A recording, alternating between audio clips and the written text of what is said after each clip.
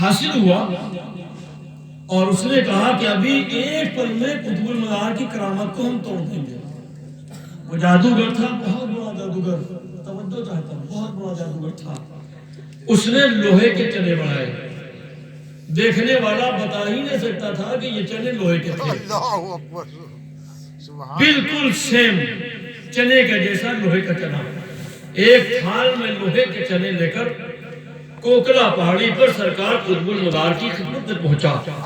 حضور مدار العالمین رضی اللہ تعالیٰ عنہ سے اس نے کہا کہ میں یہ چاہتا ہوں کہ آپ میری دعوت کو قبول کر لیں۔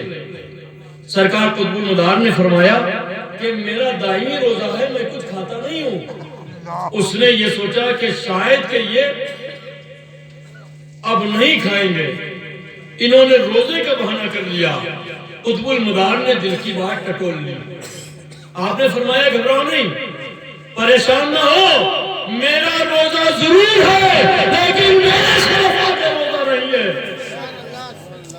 لاؤ چنے۔ اس نے چنے کا تھال قطب المنار کے سامنے رکھ دیا۔ میرے آقا مدار العالمین نے فرمایا کہ اس کو ہم نہیں چھوئیں گے، کیونکہ قطب المنار کو علم کیمیا حاصل تھا۔ آپ مٹی سے سونا بنا لیتے تھے۔ علم ہیمیا، سیمیا، کیمیا، ریمیا پر قطب المنار کو دسترس حاصل تھی۔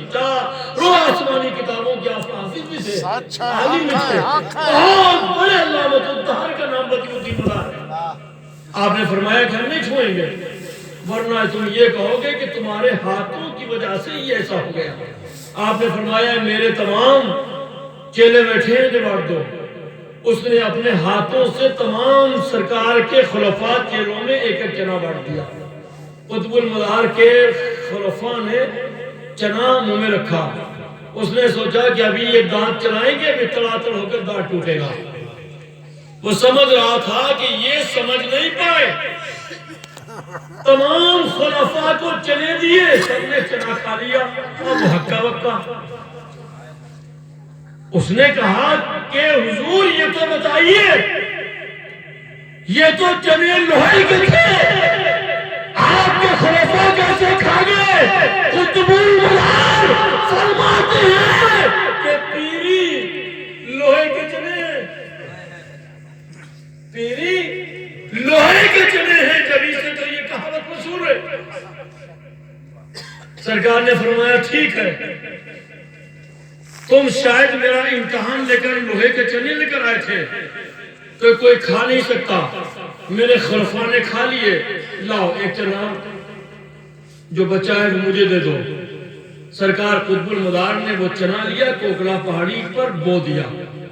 قطب المنار نے وہ چنا بویا تھا کہ چنے کا درخت ہوا، اتنے چنے پیدا ہوئے، اتنے چنے پیدا ہوئے کہ اہل اجمیر،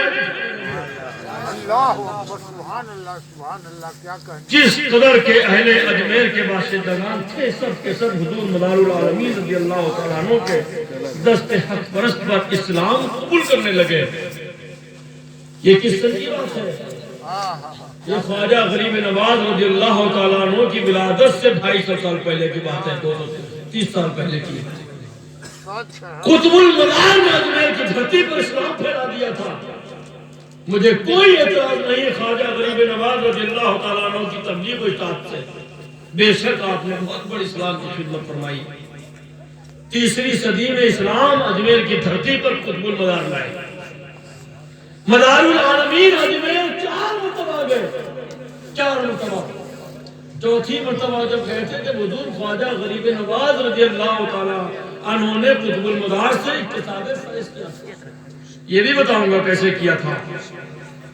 قطب المنار دوسری مرتبہ اجمیر پہنچے تو اہل اجمیر میں قطب المنار کا واہلیانہ طور پر کوئی بھی استقبال نہیں کیا۔ تارا گڑھ کی پہاڑی پر کچھ لوگ آباد تھے، کوکلا پہاڑی پر سرکار قطب المنار کا قلعہ تھا۔ لوگوں نے دیکھا کہ کوئی درویش صفت آیا ہے اور وہ چہرے سے مسلمان ہے۔ قطب المنار کے قریب آیا، بد کلامی کی اور سخت و سست کہا۔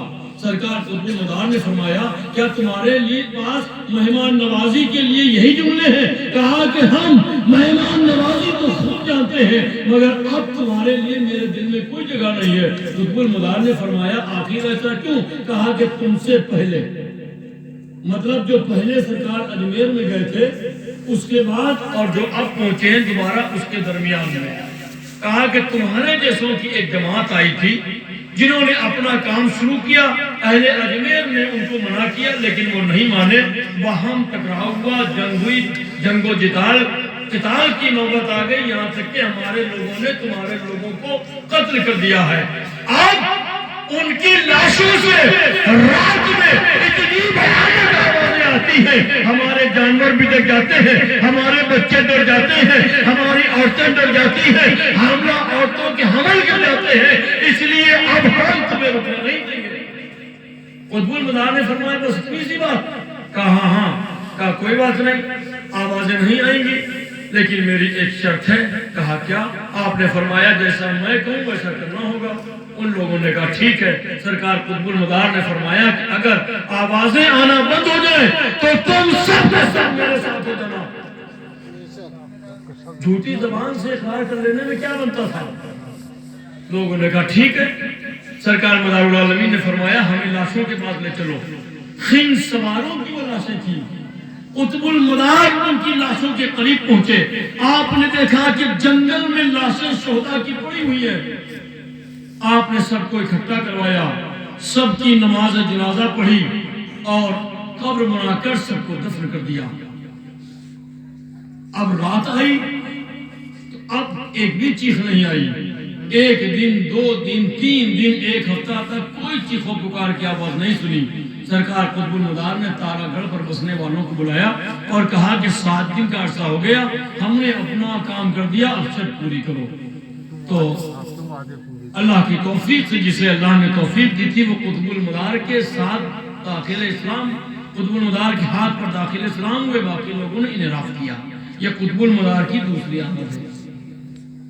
تیسری آمد قطب المدار کی ہجری 401 میں ہوئی۔ سکندر دیوانہ رضی اللہ تعالیٰ عنہ نے لکھا ہے کہ ہم محمود غزنوی کی فوج میں سید ساہو سالار غازی رضی اللہ تعالیٰ عنہ کے ساتھ مظفر خان کی حمایت کے لیے